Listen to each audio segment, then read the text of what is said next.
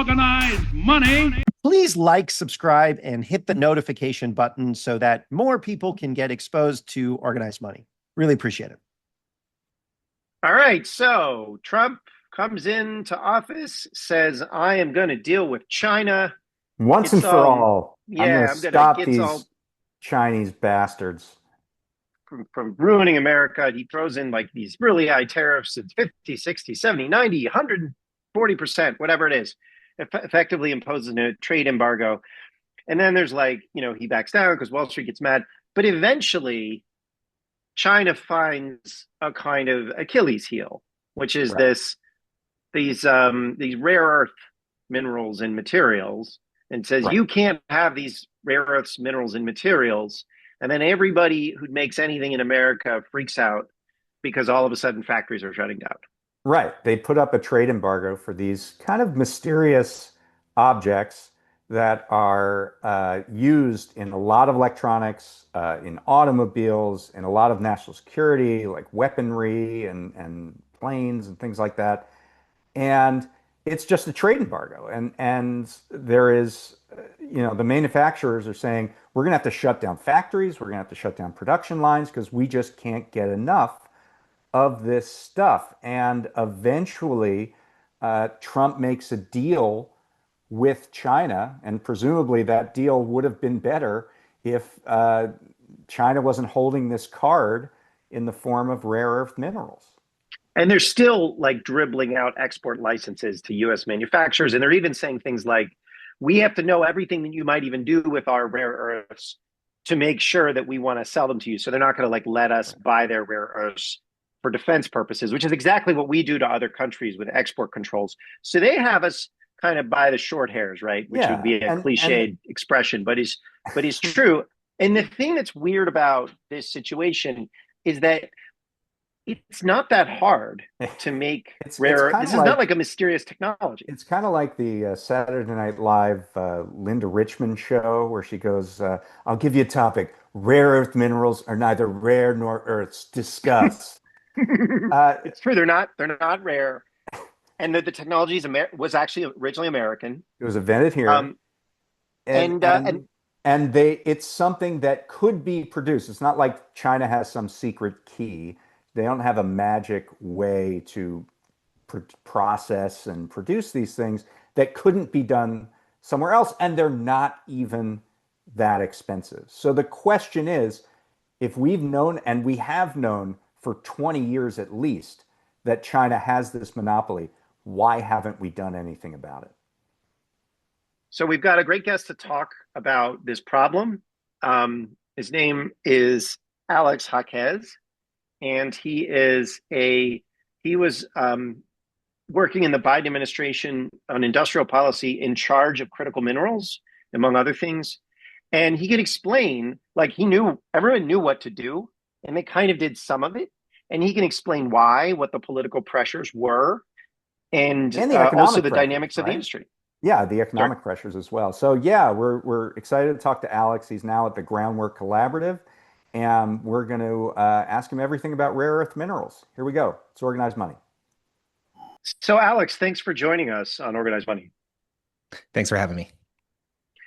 Okay, so you're here to talk about rare earths. And what did you do under the last administration around this question? Like, why should we trust that you know what you're talking about? Yeah. It's a great question to talk about this? Yeah. Hey. It's a great question, and I think even greater now that everybody seems to have some sort of opinion on rare earth elements, notwithstanding whether they knew what those were or how they differed from any other elements just a few weeks ago. But I served for 4 years. I like to think of myself as an element guy. Exactly. I know elements. A rocks guy is what I usually call myself. But I served for the last 4 years under the Biden administration at the National Economic Council as the special assistant to President Biden for economic development and industrial strategy. And by dint of this industrial strategy part of the work, I focus quite a bit on critical minerals and materials and clean energy supply chains. And so since I entered the administration till I left it, I was the point person on the domestic team on all things critical critical minerals and all things rare earth elements. All right, I believe you. Wait, so you did critical minerals, clean energy. Is there like a special segment in this bill that the Trump is passing that's just about like insulting you, like just a provision, like we don't like Alex? The commuter tax credit for bicycles, but that's notwithstanding to the work that I did on tax. But yeah, Oh, so they're like the Inflation Reduction Act credits. I worked many hours on negotiating, drafting, and implementing the IRA green credits. And I will say I'm not. We'll get into what the impacts that has for our rare earth supply chains, but incredibly concerned about what this is going to do for our broader reindustrialization. Yeah, we'll definitely get to that. But I think for our audience, we should start with what rare earth minerals are. And, the interesting part of it to me is that I don't think they're that rare. That's absolutely right. And there are going to be some of these distinctions that are made when talking in common parlance to talking in mining parlance, right? So Mhm. resources versus reserves, how much we have under the ground or in rocks versus how much we can economically get out of the ground. And a lot of that is what this distinction is with rare earth elements. Rare earths are a group of 17 minerals on the periodic table that all share slightly different but fairly special characteristics, in particular around magnetization, heat resistance, and strength. And so that is why they are critical for everything from smartphones and electronics to electric vehicle motors to missile defense systems. Our refrigerators have them, our appliances have them. So do our drones and our missiles, which is why they've really entered, I think, some in a real central part of the discourse around our trade with China. So rare earth elements, as mentioned, not particularly rare. You could kick some rocks around outside, and I'm sure dig up some traces of rare earths. The problem is that they occur in concentrations that are economically viable only in a limited number of places. And right now, the United States, while we have some of those very economically viable deposits, the vast majority that are either developed or being developed are in China. And that is what makes it difficult, is to get enough concentration of these elements to make it financially feasible or have enough to make up a significant amount of supply. You need them to be in a tight geographic area to get out. Mm.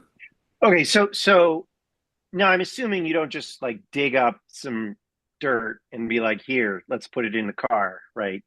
Or a missile, right? It has to be turned into something. So what is it used for?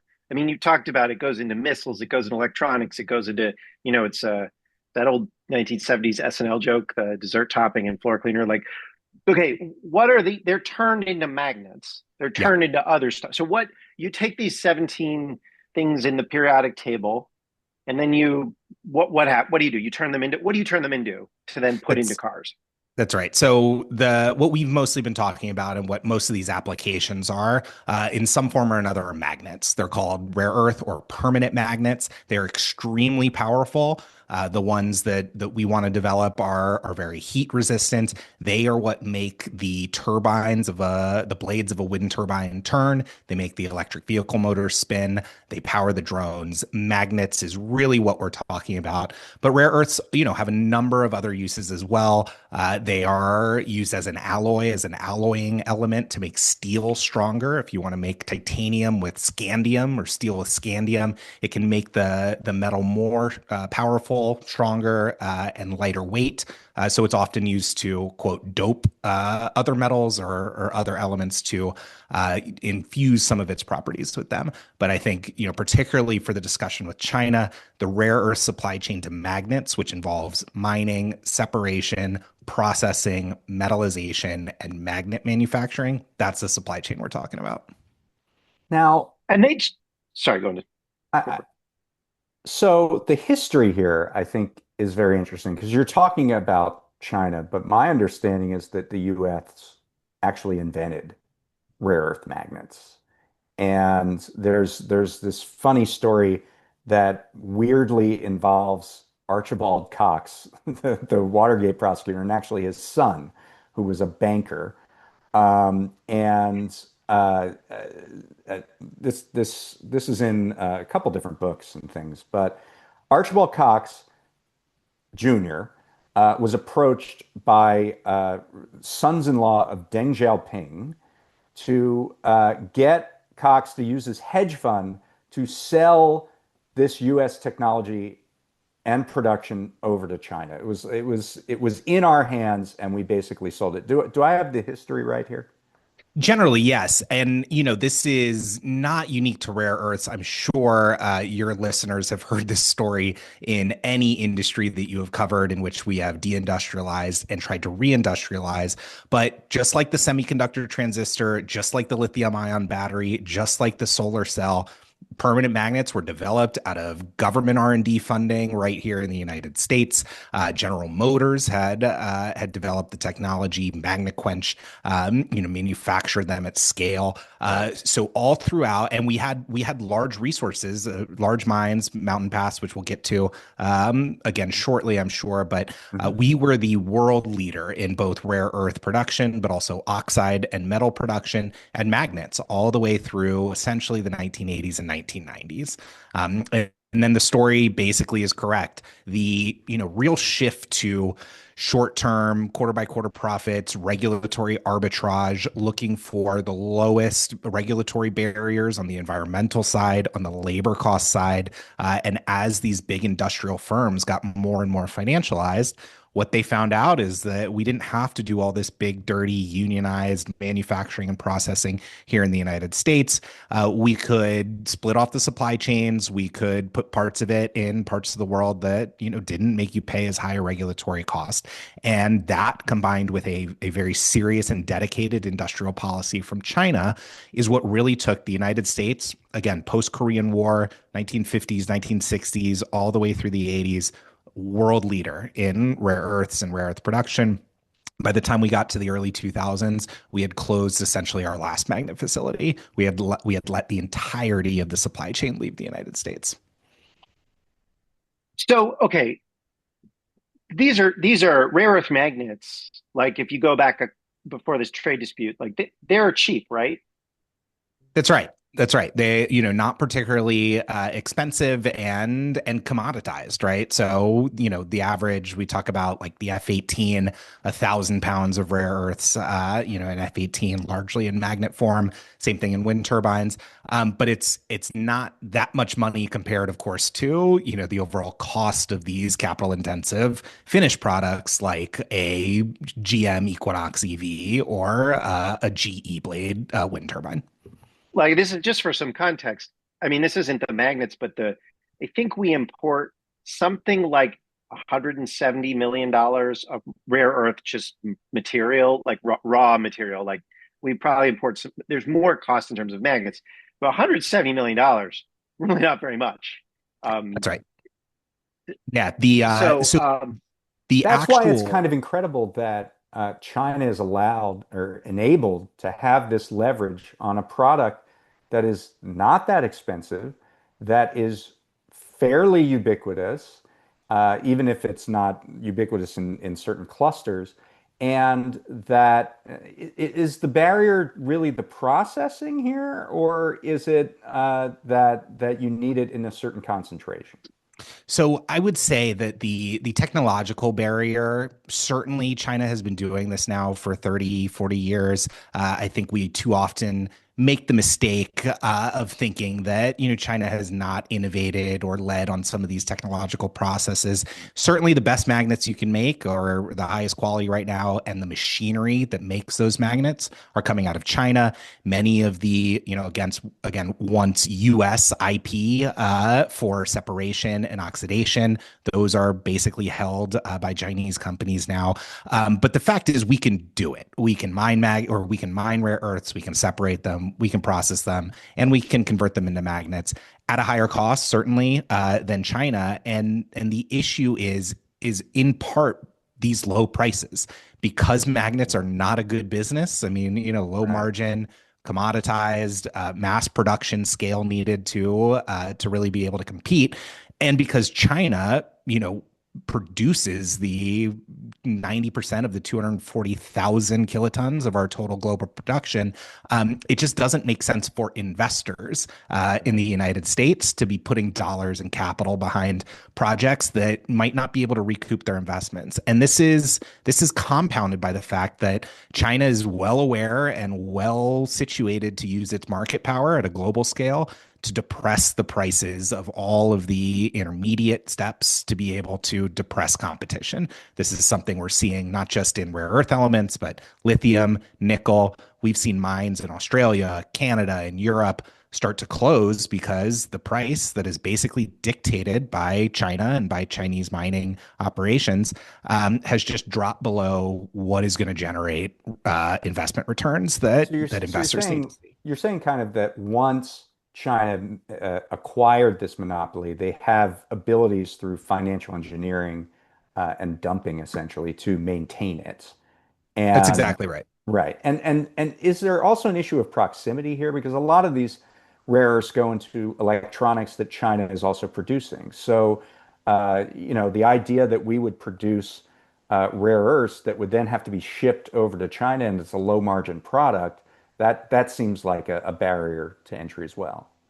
That's right. And, Matt mentioned we don't do much processing or metallization. We'll get into the steps that we've taken to address that. But that's why we don't import rare earth metals, because we essentially have nothing to do with them. What we do import is the big downstream products that have these magnets embedded in them. So, the engine motors, the electronics, those are the things that we're bringing in, which again are either largely manufactured in China or Korea or Japan. So, okay, I want to get to a little bit of context here, like how serious a problem this really is. Okay, so I'm going to read you a quote from Ford CEO Jim Farley over this last trade dispute. He said the company has shuttered facilities because they don't have enough magnets. It's day to day, he told Bloomberg TV. We have had to shut down factories. It's hand to mouth right now. Is it really that serious? I think depending on the industry, on your exposure, and again, the extent to which China is willing to weaponize their position, absolutely. Rare earths are not the only choke point here. I think we all remember the semiconductor supply chain and what happened during COVID, when through, a just kind of a confluence of events, a bunch of automakers canceling their orders led to a huge shortage for U.S. firms for autos that closed production lines and shot car prices up to compose, I think, over a third of core inflation at the time. It's essentially the same thing. If we don't have magnets that, like semiconductors, go into a number of both consumer and defense products, there's only so much that we can do without China. And some of that, is in nascent recycling. Some of that is in Japan's production capacity, a little bit in Europe. But if China were to the extreme version of the argument, completely cut off both imports or exports to us of rare earths, and also, as they have taken steps to do, restrict exports to end users who are then going to export to us, we have a number of industries that would face real problems very quickly. So, okay. I was going to do a follow-up and then okay. Actually, I do have a follow-up on that. Right. So now I remember. All right. So you're Ford, right? And you're not really buying very much in terms of cost for rare earths, or you're Tesla, or you're, Lockheed or whoever, right? Like, it's not that much money. Why aren't private companies setting up these supply chains themselves, right? Like, if you're just like, they can shut down my factory, I'm going to invest some money to make sure that I have a dedicated supply. Like, why has no one done that? So I think, it goes back to the mindset and really the business and corporate mindset that got us into this problem to begin with. That is a year-long, 2 years ahead, 3 years ahead problem for many of these companies. It's not a next quarter problem. And so while you do see some companies, Tesla and Elon have talked about rare earth less magnets, essentially magnets that, alternatives that don't use rare earths. You've seen a couple companies, I will say General Motors has largely largely been ahead of the trend for the big three autos in diversification away from China. They have made investments and offtake agreements with rare earth magnet facilities in Texas and in South Carolina. But even they'll admit that the production out of those facilities is not enough to cover all of their demand, and that the issue is going to come down to cost at the end of the day. And if they are trying to preserve as much margin as they can, it's hard to justify to shareholders why you would make a big capex investment in a big magnet facility that's not going to pay off for a couple years if you don't know exactly how you're going to be impacted by trade policy, which is how we get to this situation where suddenly all of these companies are scrambling. So you mentioned Japan before, and we've seen this effort on the part of China to restrict export of rare earth magnets before, and it was with respect to Japan in 2010. I think it was a geopolitical issue involving the South China Sea, and they said, we're not sending Japan any rare earth materials, and obviously Japan is a major producer of electronics, and that was a problem. But what did Japan do about that, and what did the world really do about that problem in 2010? That would be question one, and then the follow-up would be, if why don't you tell? Well, let's start with that. Yeah. So absolutely right. China, depending on what outlets you are reading, they take dispute, of course, as they usually do with some of these characterizations, either cut off or threatened to cut off or made some sort of movements on their export controls on rare earth elements to China after a dispute in a fishing strait or a fishing vehicle in the South China Sea. That in the exact same way that Ford right now and U.S. policymakers are really spooked Japan. Of course, they have a proximity to China and an exposure to them that is not quite the same, but they realize very quickly China knows where their monopoly choke points are, and they are and have demonstrated over and over again that they're willing to use them in these kinds of disputes. And so Japan got serious. The second largest producer of rare earth magnets right now is Japan, who came out of a situation in 2010 where they, much like us, were producing nothing. They have ownership and presence in the rest of the value chain, kind of throughout other countries as well, and are likely the only ones outside of China that can go full step the value chain through controlled interests, either in their own country or otherwise. Of course, they lack domestic rare earth mines, but they have been exploring seabed mining and other ways, recycling, that they can get materials out of Japan itself, so that they are not reliant on China as wasn't there as an Australian demonstrated. mine or something that they Exactly. invested in as well? But then sort of the obvious question there is, the U.S. obviously sees that 15 years ago. And Barack Obama is president, and he sees the potential here. And then Japan gets serious and to help neutralize the threat. What does the U.S. government do about this problem over the last 15 years, knowing that it's sort of a loaded gun that's sitting out there? So I will say over the last, particularly 15 years or so, there's been a lot of congressional interest, some bipartisan administration interest, and some interest in the Obama administration. Things were set up like a consortium of scientists, right, from DOE, from NASA, from other agencies in the U.S. to really think about research. I love seating charts. They always do seating charts. You wouldn't believe, by the way, how many working groups and consortiums and task forces that have been dedicated to this issue. That's not how you make magnets, with task forces and working outside groups. Of outside of capital and tax credits. But that was essentially it in terms of the United States' kind of industrial policy and national security interest in the matter. Was doing some research, putting some R&D money into it, looking for alternatives.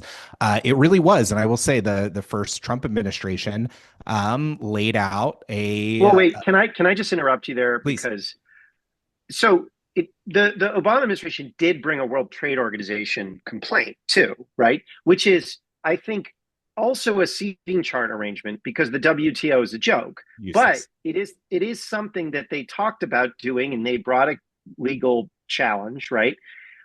And so there's a sort of like, I kind of want to do like a boop on the nose, like an adorable, you are so adorable, right? Like, it's not like they just did working groups.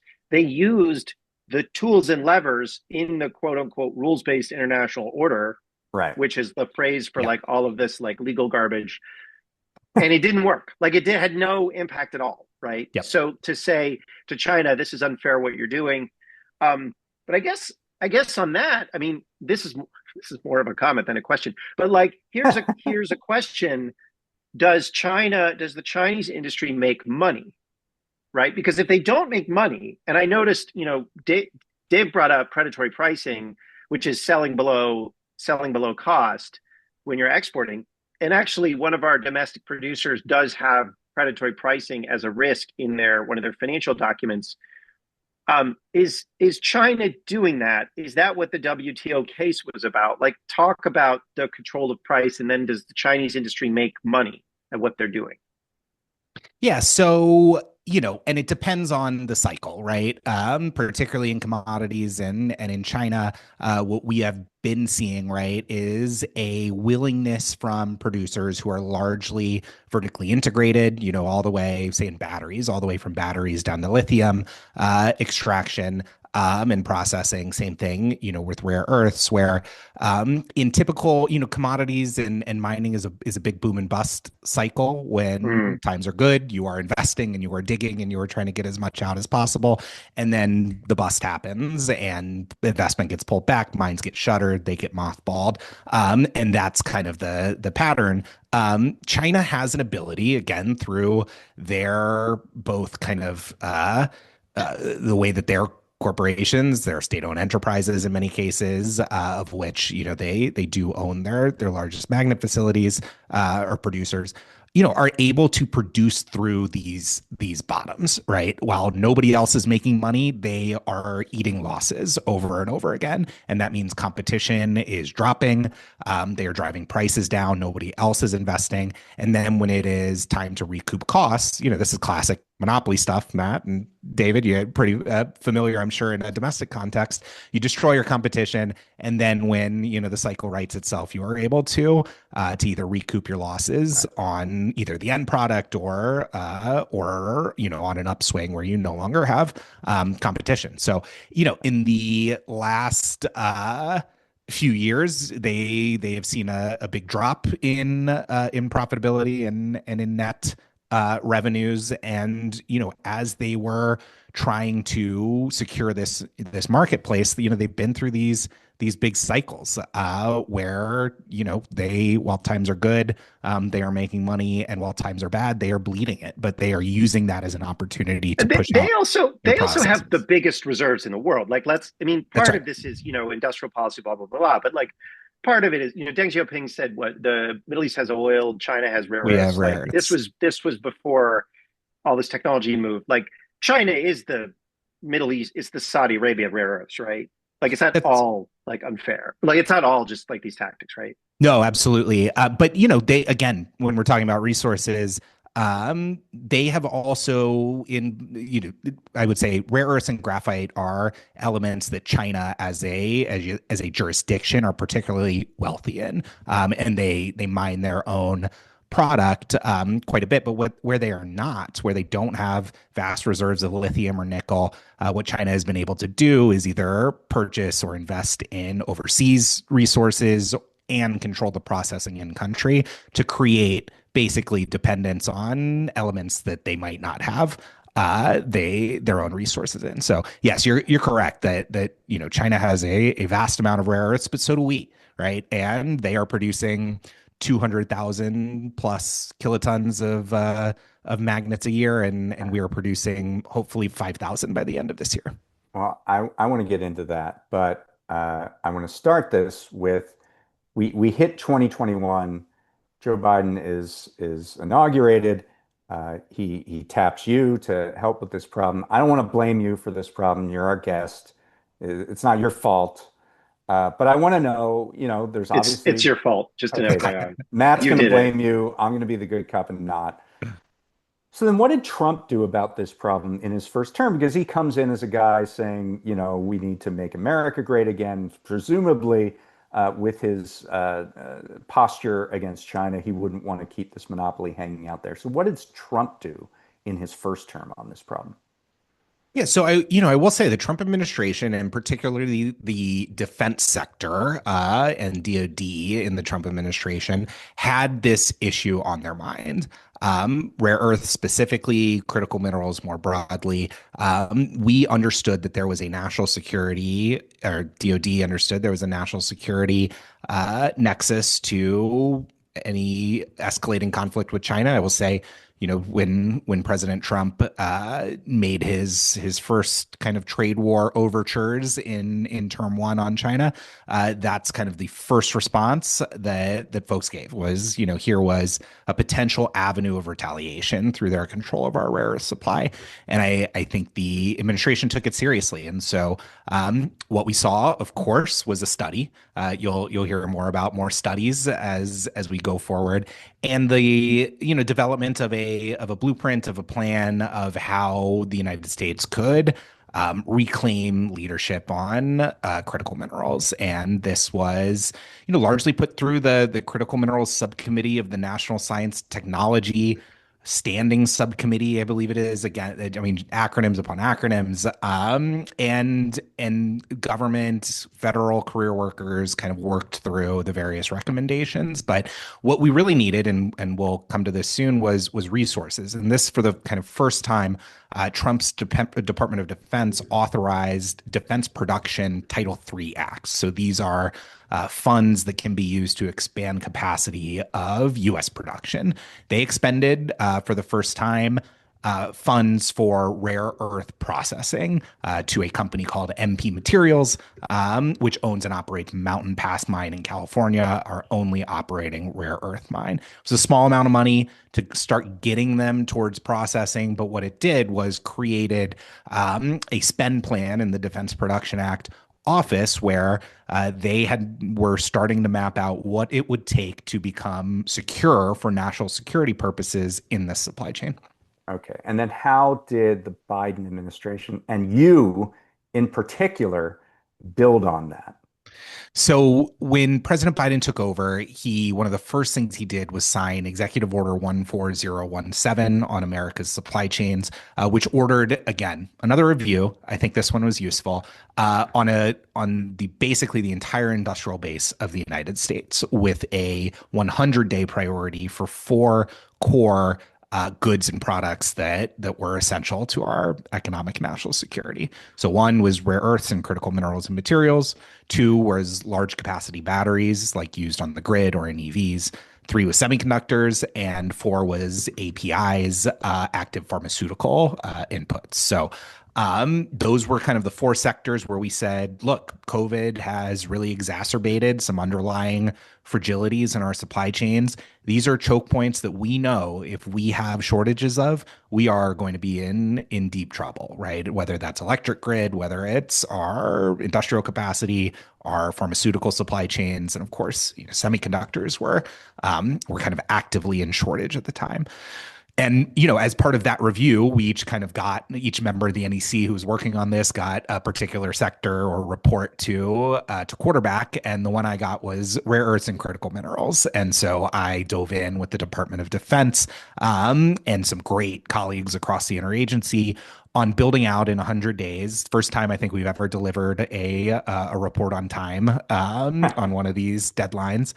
A report about the vulnerabilities and opportunities in the critical mineral supply chain. And I will say, I think folks should, I'll make a plug, folks should read the report, at least the executive summary.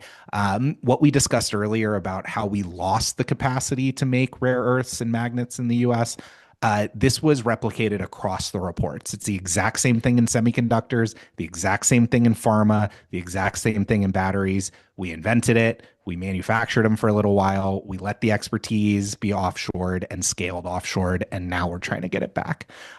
So building off of this report, we had a number of recommendations. And in rare earth specifically, we continued on the investment path. So what we really wanted to do was institute what the DoD called a mine to magnet strategy. We need the entire value chain in the US, and then we needed to be able to scale it. So that's what we put, considerable amount of money into. And the CEO of MP Materials joined President Biden in early 2022 to announce another big grant for integrated processing at Mountain Pass, which would give them both light rare earth and heavy rare earth processing capacities. At that event, they announced a $500 million investment in a magnet facility in Fort Worth. Just real quick, Alex, what is the Yeah. difference between lighter and heavy rare earth? Great question. So light versus heavy rare earths is basically... By the way, just before you get to that, I want to say I have read that 100-day supply chain report. I have actually read that for other reasons. So I did my homework. Matt can vouch for it. Yeah. It's a It good exists. read. No, it's not. It's useful, but It's a page turner. Yeah. That's right. A thriller.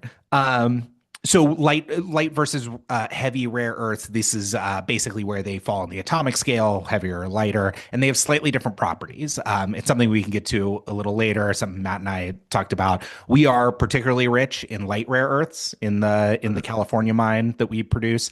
China has basically the entirety of the heavy rare earth supply chain.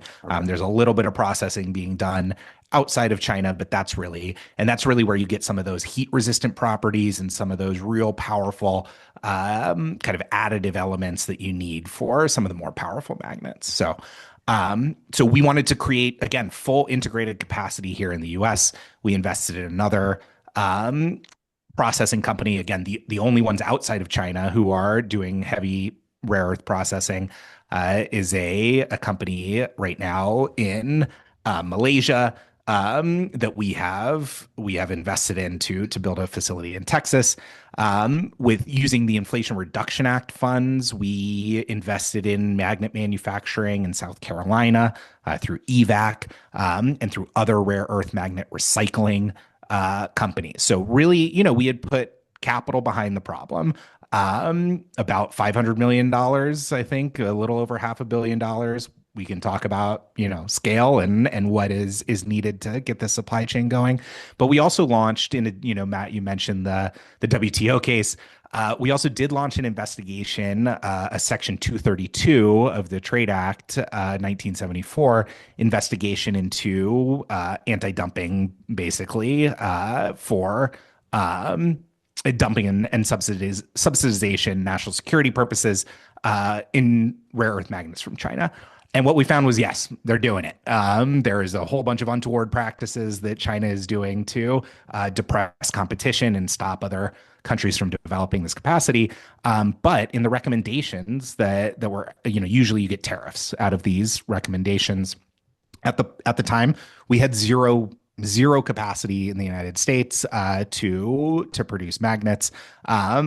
The recommendation from the Secretary of Commerce was not to impose tariffs at this time, but to revisit it at a later date. And so that was published, in 2023, before we had some of this capacity ready to ramp up online. But if you look at the report, it was, and again, this is a couple years old now, it said if everything went right, if these planned investments came online, we could cut our import dependency by over 50% by 2027. And so that was really kind of the North Star. If we could move import dependency, if we could cut it in half by, the end of a second Biden term or even more, I think that would have been real progress on this supply chain. So I just want to say I've also read that report.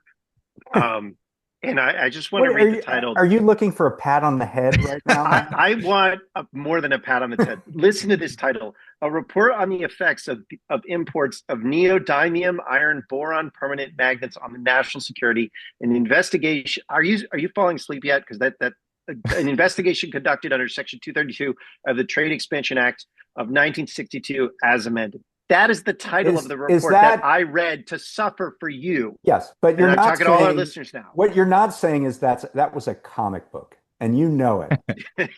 It's true. It was a picture book. It's weird that it was a It's 232 a report very that was in boring a title, picture book. but it was mostly. It's actually awesome. It's actually an awesome comic. No, a so manga. here's I actually read an amazing sentence from that report, which Yeah. is, in an extreme example, if all U.S. computer hard disk drive were recycled, the contained, I'm not going to try to announce it, and blah blah blah magnets could satisfy up to 80% of electric vehicle magnet demand, which is like kind of amazing. So it sort of seems like there's all of these ways to get around the need to mine this stuff, or you can mine it and process. Like, this is not that hard a problem to solve. Like, it requires capital, but it also requires tariffs. That didn't happen, right? Like, why not? Why didn't Biden fix it? Yeah. Right. Because I'll say the other part of that other really boring report, the 100-day supply chain report, was active pharmaceutical ingredients. They didn't fix that either. Right. They did fix the semiconductor thing, sort of, and they fixed the solar panel thing, but they didn't fix the active pharmaceutical ingredient thing. Was disaster. And I deserve a lot of credit for the EV thing and the battery thing, but this is sort of more partial. Like, they fixed some of it, but like, why didn't they do tariffs? Yeah. So at the time, right, in 2023, and we did end up putting tariffs on neodymium magnets in the Section 301 investigation that we concluded in 2024. So at the time, if you look, and I can't remember honestly which parts you have redacted versus what we had, but I think it's fairly public. We won't name the companies, but the companies were telling us that the tariffs on end products at this point in 2023 would not have helped them invest, right? One, because they were still so reliant on China for different parts of the supply chain.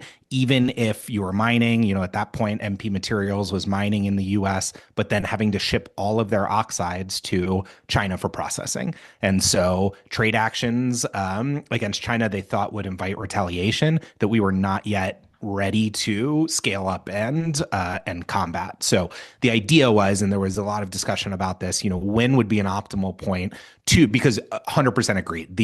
We still do need market protection for our magnet producers. If companies are not going to pay the price on their own, which they have told us over and over again, they are unwilling to pay higher prices for supply chain security, then something needs to be done in these sectors. So our own companies equalize. We're lobbying to make sure. Like, I know you can make the argument, oh, we need to scale up, and there's a little bit of that going on, and that's fair, and we'll get to that. But like, essentially, what you're saying is that the big industrial users were telling the government, keep our dependency on China going. Sorry. No, our producers, our magnet makers, that they were magnet the ones. makers Yes. were saying so because of their integration with China. They wouldn't the be time. able to. Oh, they were integrated with China. Yeah. I see. So they were selling to China. So that's our. What about the industrial producers? Like, what were they? I don't mean to name companies, but like, Sure. The auto companies, the defense companies, all the companies that make stuff that were importing these magnets. Were they opposed to tariffs too, or were they like neutral, or what? Yeah, they're opposed. No, they like the subsidies, nothing that would possibly raise their costs. We saw this with solar, right? Exactly. With the solar components and batteries, which I know you. So know we a have lot about. It's not just a Chinese monopoly. This is really like a Chinese monopoly that's kind of enforced by Wall Street and the C-suite, right? Who are just like, no, we don't want to pay another nickel. Right. Because Alex, that nickel could go to one of our Archibald Cox Jr.'s boats. That's right. But Alex, could you take us to the present day? So in 2023, the producers of rare earths in America said, hang on a second, we got to ramp up. Mm-hmm. Where are we now as far as that is concerned? Do we have mines that can do more capacity? Is there more production coming online? Is there enough to satisfy our national security needs? Is there enough to satisfy industrial needs in the United States? Yeah. So right now, so this is the year 2025 when MP Materials came in 2022, they said by the end of 2025 we will be producing magnets in the United States. President Biden was extremely excited to hear this. He wanted me to tell him how many cars they would be able to power with those magnets. GM is the main offtake from that facility. And the answer is yes. Once they reach production by the end of this year, they'll be churning out, again, about 5,000 kilotons of finished magnets. They'll be going into GM vehicles. About 500,000 EVs per year can be powered by these magnets. Again, China, 200,000 kilotons of production. We'll be at 5,000 by the end of the year. And then there are other companies, EVAC I mentioned in South Carolina, about the same scale, 5,000, 6,000, 10,000 maybe at full scale over the next couple years. And so you asked two interesting questions there, Dave, whether we can satisfy our national defense needs and whether we can satisfy our kind of industrial and economic needs. And I think it is useful to know that those are two very different questions. Oh, sure. And I think in particular, when thinking through how DoD answers this question and what they think they need to be putting their resources toward, they are very focused on what a total war scenario would look like. We are at full mobilization. We need to defend our country, from a foreign adversary, and take the steps necessary to do so. And in that case, they have tools, Defense Production Act, Title I, basically, to reorient commercial production to the defense effort. And so what they need is enough magnets, basically, in our ecosystem to go and grab them and put them into drones and missiles and what we need for defense purposes.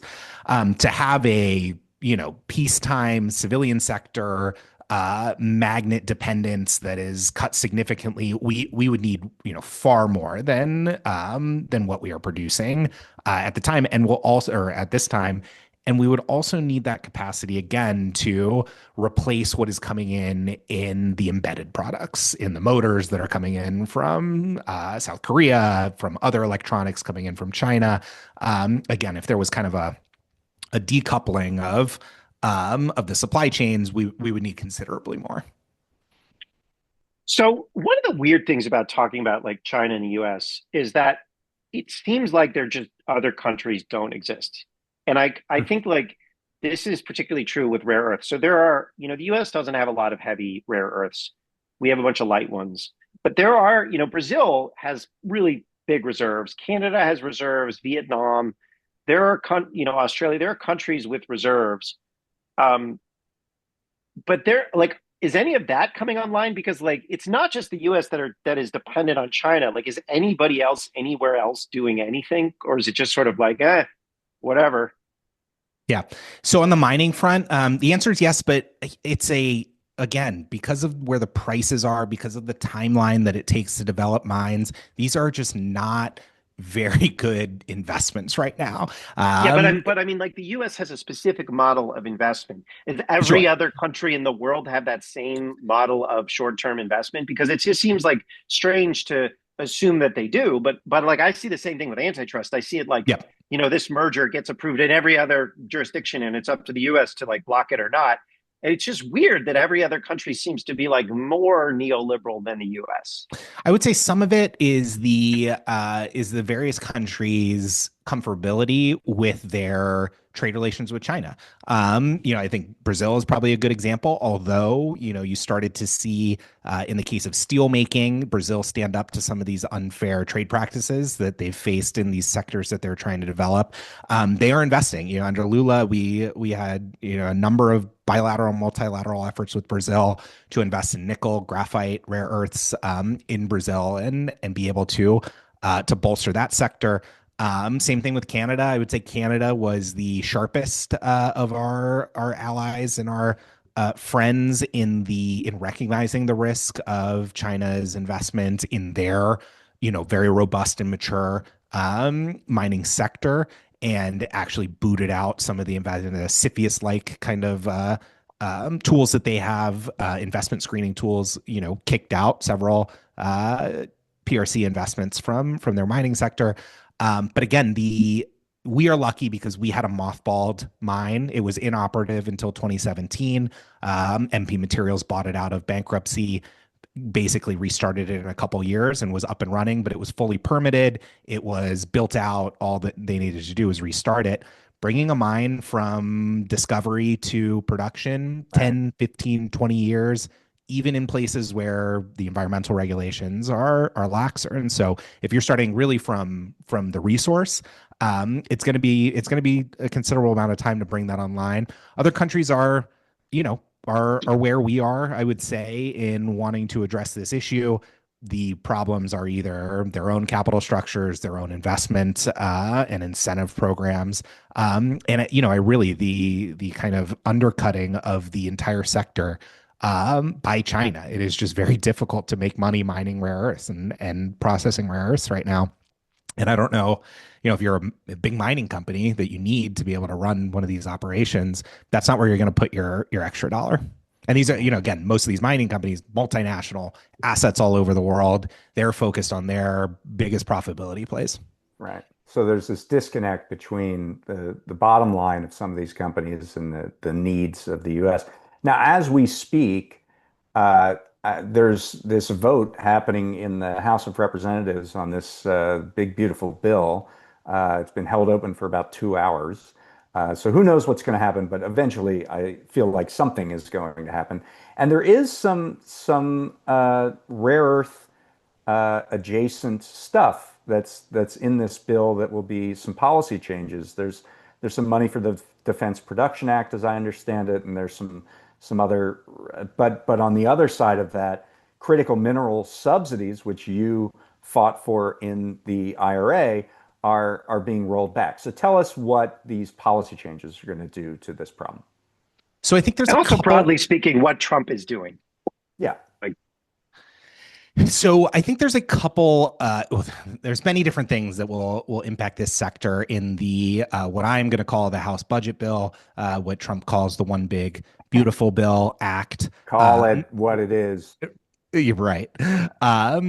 But, one of them is to, again, as we discussed, the repeal of the IRA credits and, really a bias against wind and solar, offshore wind in particular, some of the phasing out very early of those credits, as well as the immediate phase out of the electric vehicle credits. These are policies that were designed in the IRA to spur, of course, production of the actual, end use products, but also to stimulate the supply chain. Again, GM is the offtake for the Texas facility and the South Carolina facility right now. It's going into their Ultium electric vehicles. We are now hurting the electric vehicle market in a very intentional way. President Trump does not like them. That's hurting a source of demand for rare earths, a source of domestic demand for rare earths. Same thing with wind turbines. They're going to be a major demand source for new rare earth production. Trump wants them gone as quickly as possible. So there's a little bit of, he wants the mining and he says he wants the production. But the actual users he thinks are, too green or too dem or too lib, to figure into his industrial policy. And if there's less demand, Alex, does that mean there's just sort of less of a business model there for new companies to come in? That's exactly right. And particularly with some of these new, companies that are looking to, and there are other measures in the bill to guard against, subsidies going to facilities that are using Chinese products or materials. I would say a lot of these companies in the clean energy, technology world have noticed what's going on with their magnet supplies and have looked to diversify, and that sort of source of demand at least will be cut off. There's a hodgepodge of different things that they've done with the IRA credit. I think most notable one is for the production tax credit, the 45X production tax credit. They are, attaching very stringent requirements so that, none of the materials or subcomponents are touching China or Chinese companies. These are called foreign entity of concern restrictions. I was fully, supportive of doing these in a way that would, benefit U.S. manufacturers in the Biden administration. What I do fear, and what some of our American manufacturing friends are are telling us is that, some of these requirements might be too either onerous or too inscrutable to actually be workable. My So understanding is the Senate weakened those a weaken them, little made bit. them more specific. Yeah. The House, you see the conservatives put out a letter in the House. They're very mad Yeah, about they this. don't want that weakened. They So want to yeah, write there's a tension there. We don't know where it's going to end up. a stealth repeal. And and then the Defense Production Act and Critical Mineral Defense Stockpile is both included in these bills. Some extra money for those, but I think so there could be like stockpiling. So we have a stockpile.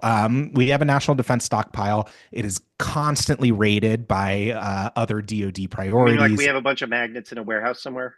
Not magnets, oxides generally is Okay. for the oxides, the materials. But I think what's critical and what not a lot of people understand about the stockpile too is it is only for defense purposes as well. You cannot use it under statute, at least under some interpretations, to affect commercial markets, right? And so a lot of what we would want to do or use stockpiling for is to be able to use it to smooth these kind of big fluctuations in price. That's something. Price stabilization was something I worked on quite a bit in the Biden administration. Never quite got done, but I think would be a good next step. So, okay, last question. Like, what are the big lessons that you took away from both what you did working in the Biden administration and then what you're seeing now?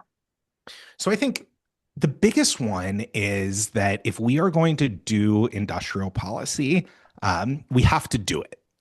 There is no halfway in, halfway out. That's how you get, these failures of manufacturing companies, of sectors that aren't able to sustain themselves. You have to look at the entire sector and figure out what if you truly believe that they're necessary for economic and national security, be able to protect them and support them kind of from inception to scale. And that's what we really need to do with magnets. You can tell what we're serious about. We put $52 billion on paper, and I think with the tax credits is probably $70, $80 billion into chips. In a massive, wide-scale effort to reshore leading-edge capacity using the best companies in the world, solidifying our supply chains, and reshoring production here in the U.S. For semiconductors. And it worked. TSMC is producing in Arizona at qualities that are better than they're producing in Taiwan.